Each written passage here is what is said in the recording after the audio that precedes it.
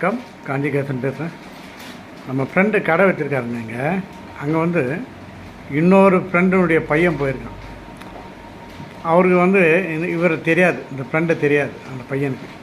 அவன் நேராக போயிட்டு சிகரெட் கேட்டிருக்கான். மினி கோல்டு சிகரெட் கொடுங்க அப்படின்னு. இவர் தம்பி உன்னை எங்கேயோ பார்த்துருக்கனே அப்படின்ட்டு சொல்கிறாரு. உடனே சொன்னான், அப்படியா நீ கணேசன் பையன் தானேப்பா அப்படின்னாரு.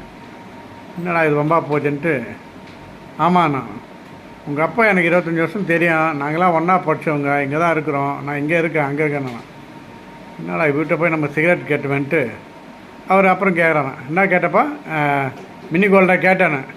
மினி கோல்டு இல்லை அங்கிள், மேரி கோல்டு பிஸ்கட் கொடுங்க அப்படின்ட்டான். அதோட அவன் அந்த கடைக்கு வருவானா? அவன் பசங்க திருந்தனா இப்படி தாங்க திருந்தணும், வேறு வழி கிடையாது. இனிமேல் அவன் சைடே போய் எங்கேயும் சிகரெட் கேட்க மாட்டான். ஏன்னா சுற்று வட்டாரத்தில் வெளியேற்றத்தில்